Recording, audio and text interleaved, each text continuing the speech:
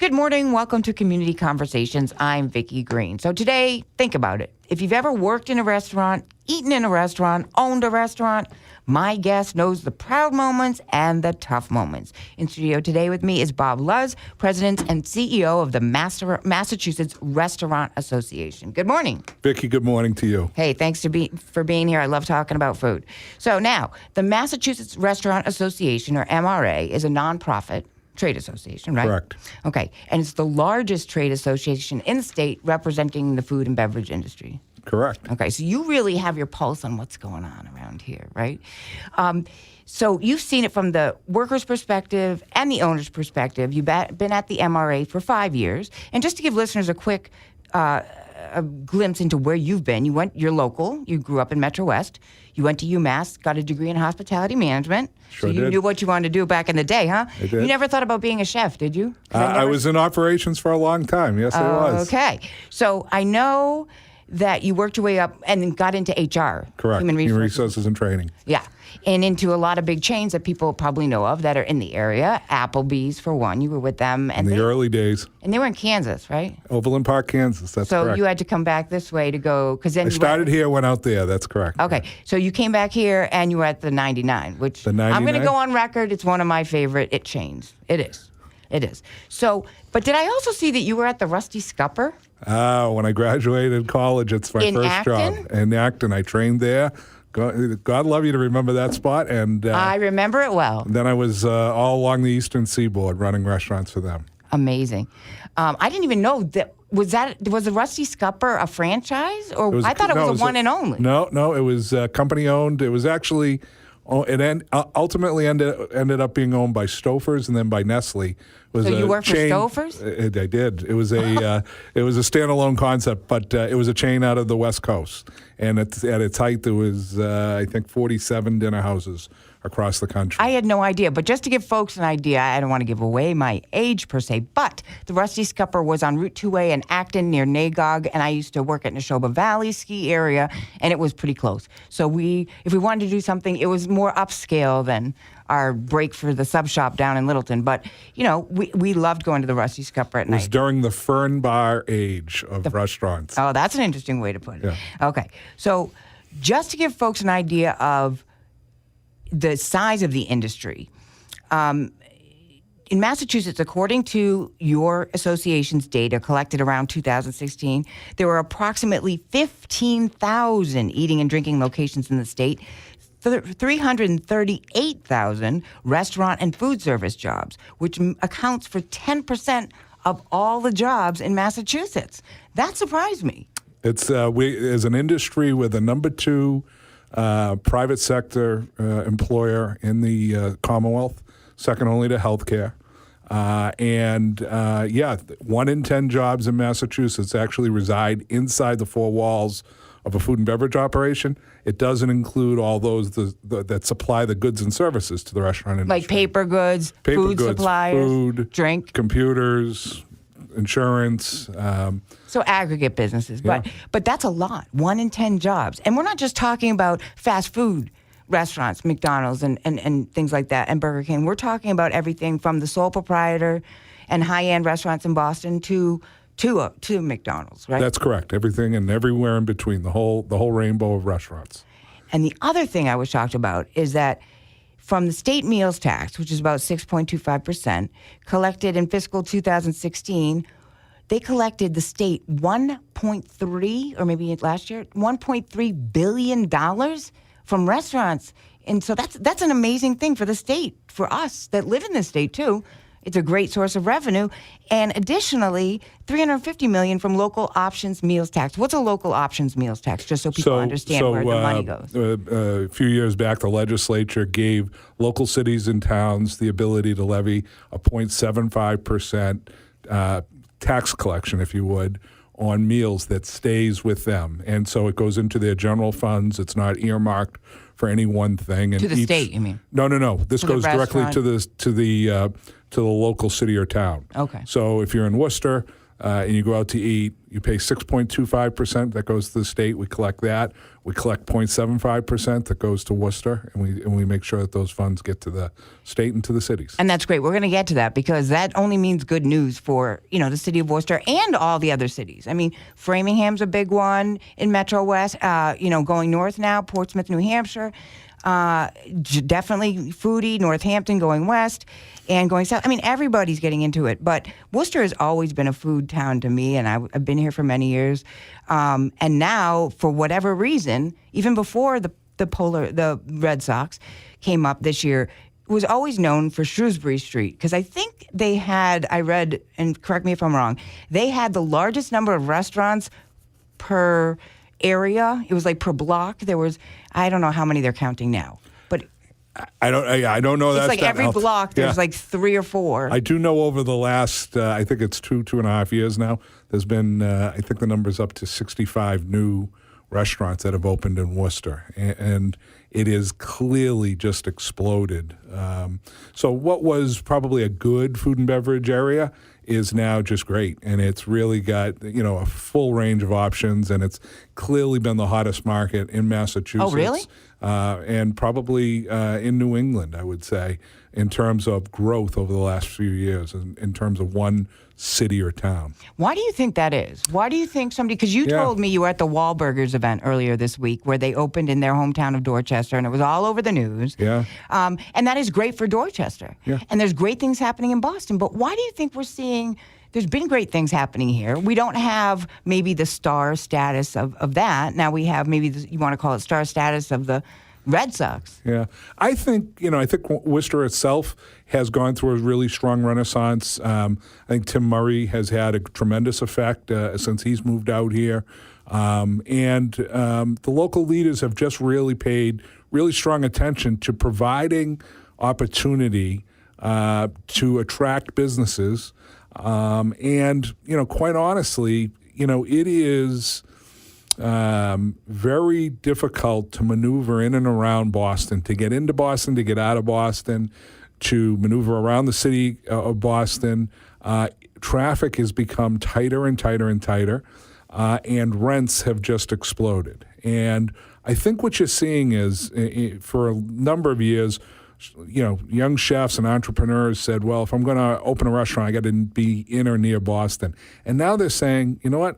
I can do just as well, and it doesn't cost me as much to do business, and my parking is free, and I'm much more accessible if I'm out in a city like Worcester. And, I think it's really open doors that people before hadn't really looked at. And we've always had good chefs out here. We've always had great chefs out here. And you also see the expansion.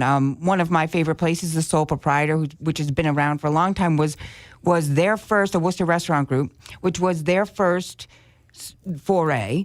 And then when that was going so well, they opened the Chop House, which is steak focused, and they opened Via, which is Italian. Yeah. So people that have been here have been able to expand big. Yeah, Rob Alquist and his wife. I mean, they started. I think they're really the ones that said we can have great quality restaurants in Worcester and really set a bar that was really, really high. And what we've seen is people that over the years had worked with them have now broken off and started to do their own thing, which is, quite honestly, that's the biggest compliment to the Alquist family that you could ever get when folks that worked for them are now going out and doing their own thing. Absolutely. And to quote an article in the Worcester Telegram and Gazette, they said things are really cooking in Worcester. So, they've always been great restaurants here. Now, shifting a bit, we're going to get to minimum wage.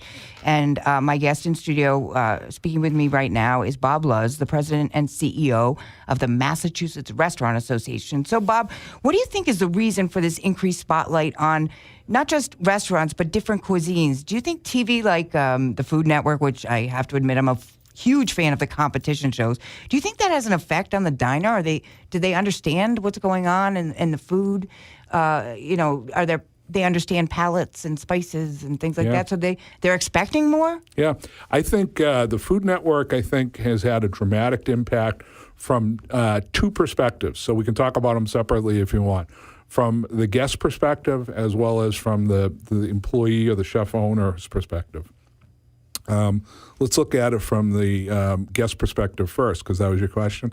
So from a guest perspective, what we've done, what Food Network has done over these last few years, and it really, if you go back, it's been a number of years now, they've educated the guest to say, hey, this is what really great cooking looks like. This is what really great ingredients look like.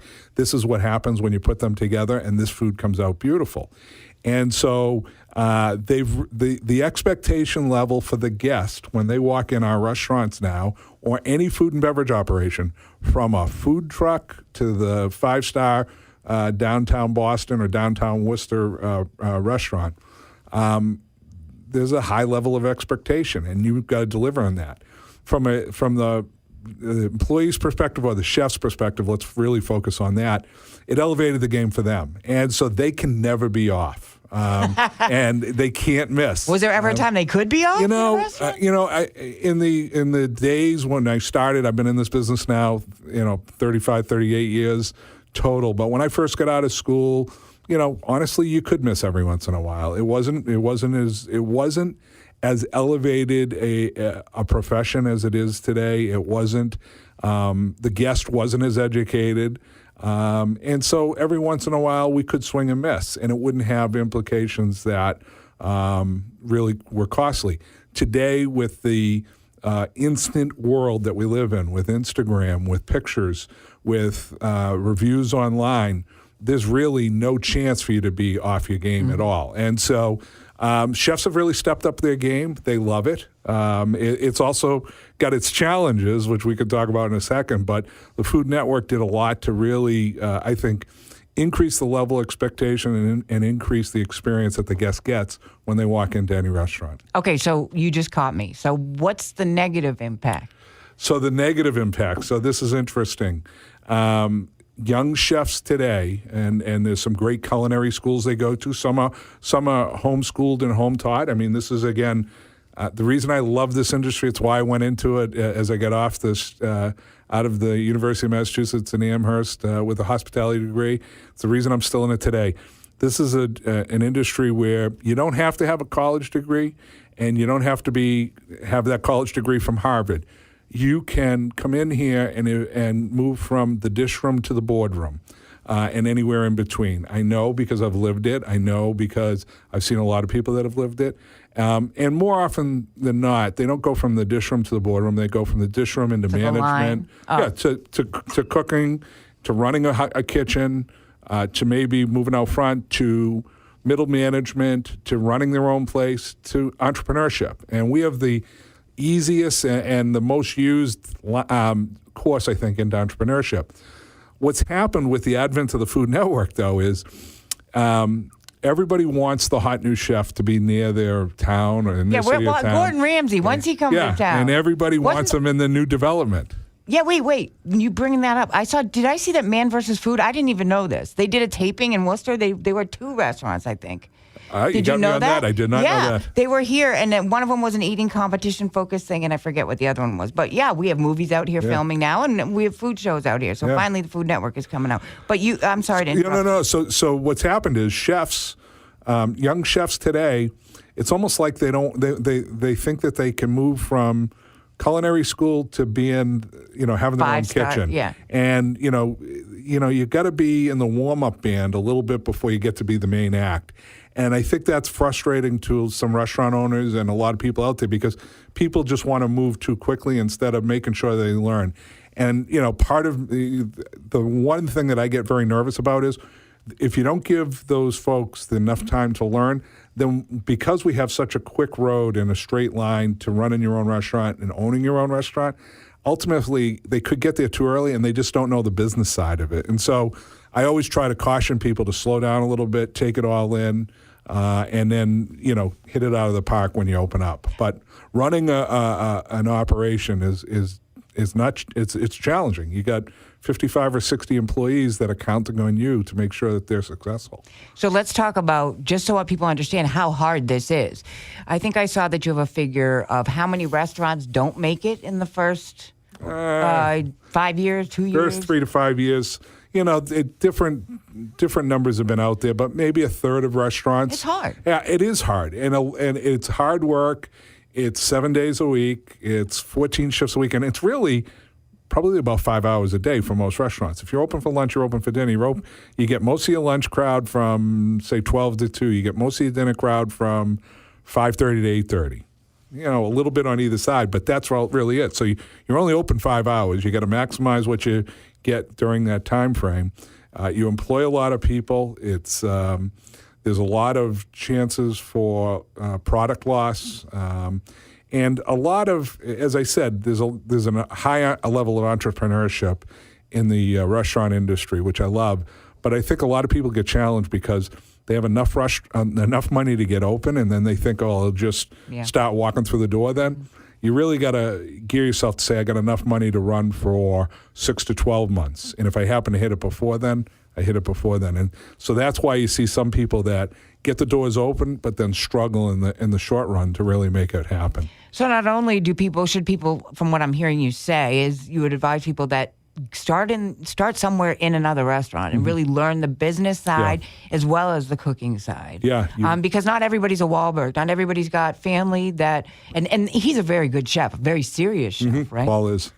Excuse me, but his brother. I mean, let's face it. They have a reality show. He's got famous brothers. I mean, not everybody has that. Right. And it's their reputation, and you build it, but one restaurant, and if you're successful, one at a time. Now, you also advocate, and this is my favorite issue, but politics. But I don't often go there. But just to explain to people, you advocate on the state level on issues and legislation that impact your members, which are restaurant, food, and beverage. So let's talk about the minimum wage, because this is a big issue, not just for restaurants, but for regular retail, straight retail too. There's legislation out there that was passed last summer in Massachusetts that means the minimum wage is going to go up from where it is now, $1 each year, until it reaches $15. But that's not necessarily a good thing. I was all excited for people when I first heard it.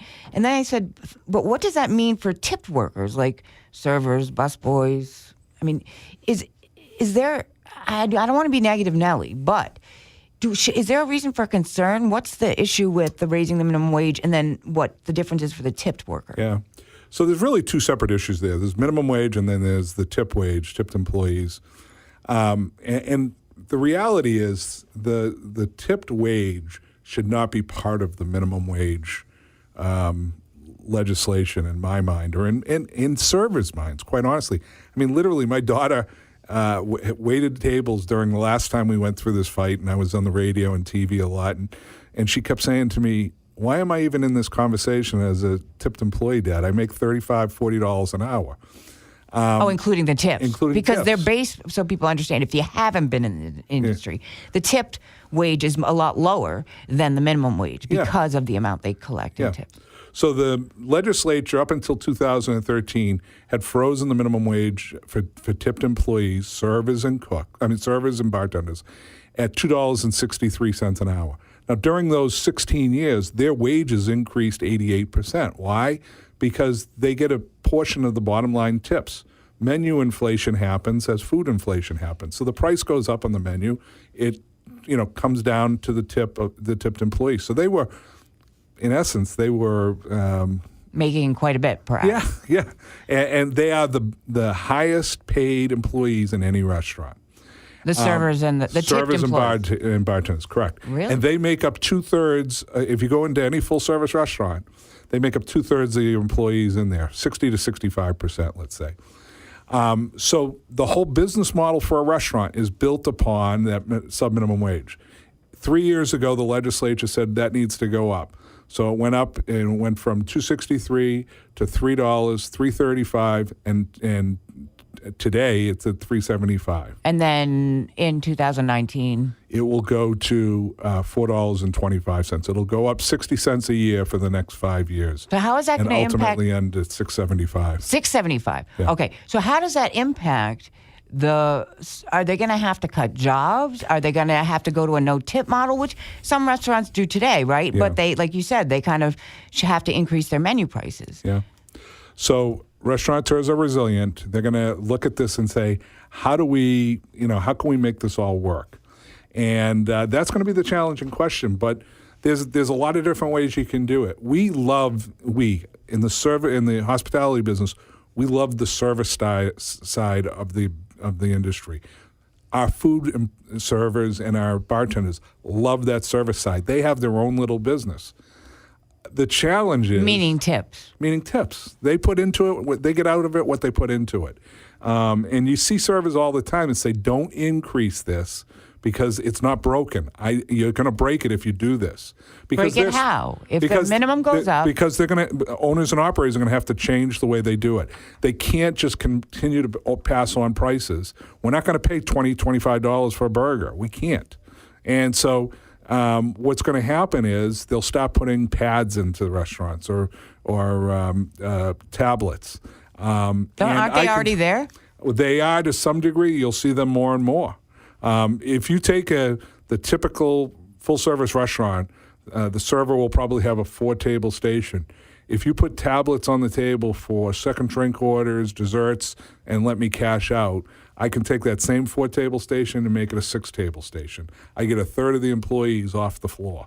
I That's cut sad. jobs. Yeah. And we provide opportunities for a lot of people where our employment force is a lot of working mothers looking for flexible hours around their kids, their families' schedules. A lot of students as they go through school. We provide a lot of opportunity for people to come in, make good money in a short amount of time, have a great time doing it. We educate the workforce, and some of them stay in our industry. A lot of them go out and work in other industries. Or they learn to cook, or they go back to culinary school. I've heard that a million times. I was a server, and now I really wanted to go to culinary school. Or I was in a corporate job, in a suit job, and I wasn't comfortable. Food was my passion. And they go back and they go to the Culinary Institute of America, whatever it is. Yeah. So we talked about tipping employees and that it can have not just that, but the regular minimum wage increase could mean jobs. Do you think that there's something first of all, I don't think people really realize when I did my research, not just the money. Now we're talking about from the operator's perspective, the owner of the restaurant, which obviously what their behavior and their business model transfers to the servers, but the amount of regulation. I mean, I'm not just talking about Department of Health issues, because you see those shows on the networks too. And I got to admit, I like them. When Gordon Ramsay goes in, or Robert Irvine used to go into Restaurant Impossible and come into, and I know some of it's scripted and it's, but they go in and they expose like the worst of the restaurants that they can find where there's rats in the kitchen and, We don't have rats in the kitchen. No. Okay. Those are often staged. But seriously, I would assume that, but not every viewer knows that. And I don't want to get in trouble with Food Network, but allergens is a big issue. Yes, and you and I were talking about this before the show, that, when we were younger, you didn't hear of people that had issues with gluten and they needed gluten-free food, or they had celiac disease. You just didn't hear about it. So is it fair to say that chefs really have even more on their plate? Well, on their plates, no pun intended, but do they have more to be concerned about? Because now you're seeing, is it just a trend and a trendy thing to do to have gluten-free on the menu, or is it a serious thing that they need to have gluten-free items in a lot of restaurants? Yeah. And again, allergens and gluten, not necessarily the same thing, but and nuts typically all grouped together. Look, the world has, the one thing a restaurateur is flexible and adaptable, whether it comes to his or her menu, whether it comes to the regulations, or whether it comes to the actual offerings on the menu, so that they can accommodate diners who have sensitivity or allergies. And so, the restaurant industry serves all, and we take that moniker very proudly.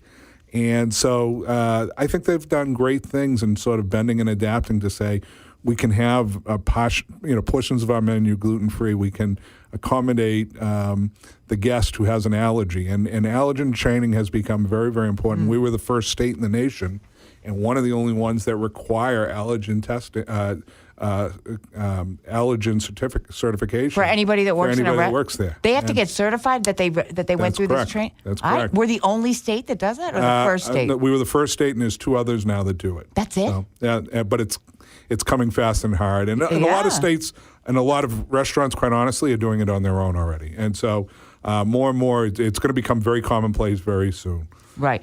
Yeah, and then vegan and vegetarian now is much more bigger than it used to be. So some restaurants are basing just that. Now, on a positive note, you often hear restaurant owners talk about their employees like their family, and this can be in a franchised restaurant or a small restaurant. Do you think this would create? I would imagine this would create loyalty, and your folks want to stay on with you longer, right? Yeah. So it's always been like that. I mean, the restaurant, it's a high-paced environment, working in close quarters. It's fun, it's exciting, but it's also demanding, and it requires an incredible amount of teamwork. And so it's always been a family setting in the restaurant since I've been in it 38 years ago, probably longer if I go into my teens.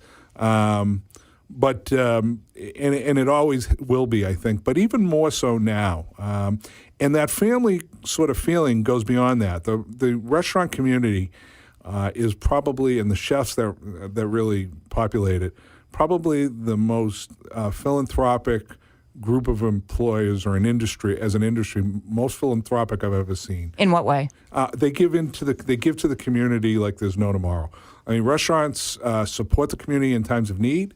They support the community in times of celebration, and they're always there for you. So if there's a local event, they'll sponsor it. They'll give gift certificates. They'll have you in. They'll give you a portion of sales. They really go out of their way to do it. That just happened in Merrimack. Didn't the guy that owned, what's the restaurant, begins with a T, on the North Shore?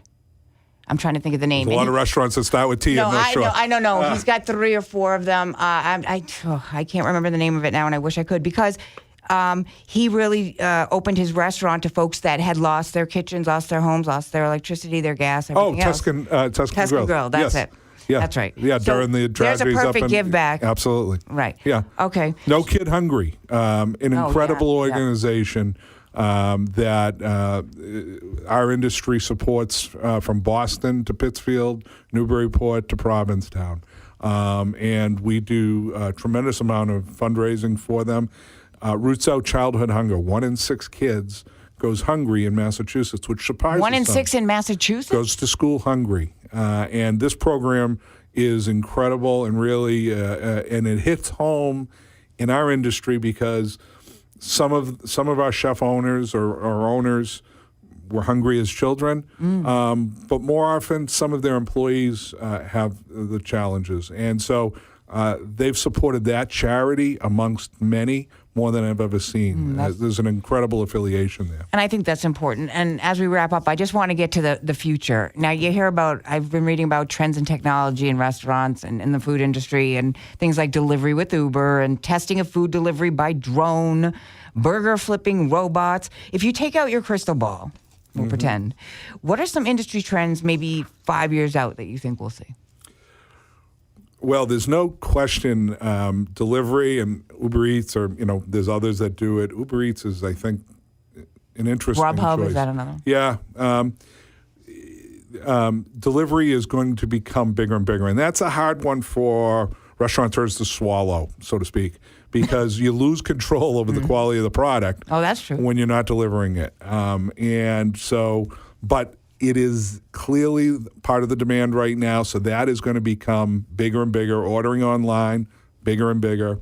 The interesting thing, I gave a commencement address at a culinary culinary school a few years ago, and I told them, hey, here's the great news. You can never be interneted out of business. In the restaurant business, you can never be interneted out of business. And explain that. Well, because, retail is facing the challenge now of being interneted out of the brick and mortars that they're in, right? And so... Oh, you mean you can't store a 5-class meal in a warehouse? Well, yeah. I mean, you walk into a restaurant, you need someone to seat you at a table, You need someone to take your order. You need someone, most importantly, to cook it, to deliver it, so on and so forth. So in theory, you should never be able to, I said, you'll never be interneted out of the industry, out of a job. Lo and behold, a restaurant called Spice opened this year in downtown Boston. Yeah. It is a robotic restaurant Yeah, I saw that. where the entire cook line is automated. And you place your order on a kiosk. It's made by robotically, and it's delivered within 3 minutes by food runners. So there is still some element of an employee there, but literally it's a very small workforce. And Is that a good thing? it's a thing. It's a thing that you got to look at because from an owner's perspective, there's no overportioning, there's no calling out sick, there's no burns or all that side. But there's also a loss of jobs. There's a loss of personalization. We love the fact that 1 in 3 jobs in Massachusetts, first jobs, are in a restaurant. 1 in 2 Massachusetts residents will work in a restaurant at some point in their life. 50%. We love the personal aspect. We love teaching America's workforce. That's what we do. And we don't want to lose that. So it's something that's out there. You say, look into the crystal ball. I never thought I would have said that. I've seen it. They have $25 million in funding now. It's probably something that's going to grow. So, Any other ideas? I think Food trucks to brick and mortar. Yeah, well, food trucks, I think they scared a lot of restaurants a while ago. Now we kind of live in harmony, and the cities and towns I think manage where food trucks are, and so there's a good mix there. I think the future of restaurants, the one challenge we have is there's too many restaurants, and if we're not smart, that's gonna be a crash for us because as development's moving out of the malls. They're moving into new lifestyle areas, back into downtown, so on and so forth. They're going to be near Polar Park in Worcester. Right, but you can't just be putting out more and more and more licenses for those because you're going to end up with some that atrophy and die. And so we've got to be very careful. There's not the great increase in population to drive that. We've been sort of level. I mean, in the 70s, when I was growing up as a teenager, 24 cents on the dollar used to be spent away from home for food. For the last 6 years or so, we've been above 50%. It's been about 52%. It's not continuing to grow, so we're sort of peaked. And if we're not careful, we're going to overpopulate our restaurants, and that's going to be not such a good thing for anybody. Okay, so to end on a positive note, first on a sad note, if you had to pick your favorite iconic restaurant that is no longer, I know what mine is. You want me to go first? Sure. The Hilltop Steakhouse on Route 1. Sad. I cried when they went out of business because I had family in that area. Yes, and I had family in that area and went there all of my life. You name one. Can you think of one? Hammersley's Bistro. In Boston. I would say Hammersley's Bistro and Jasper's on the waterfront. Those two redefined high-end dining in Boston and put us on the map, I think. Okay, so now your favorite. You must get the asses all the time. I do. You represent all these restaurants. So I wasn't going to ask it, but I will. What is your favorite? Can you pick a favorite restaurant? So I do get asked that a lot. And so here's the answer. We have 1,400 restaurant operators that are in our membership. They operate 5,500 locations across Massachusetts. I have 5,500 favorite restaurants. There you go. Well, thank you. Thank you very much. Very informative. Making me hungry now. So it's a great thing that we can now walk out of the studio. Sunday morning, we can go to brunch. Walking out the studios, we have literally, and we're in downtown Worcester, have more than a dozen choices of places to eat within a 5-block radius. Literally. So thank you to Bob Laws, President and CEO for the Mass Restaurant Association. Appreciate you being here. Great time. Thank you. Eat out, eat often. That's Community Conversations. I'm Vicki Green. Have a wonderful day.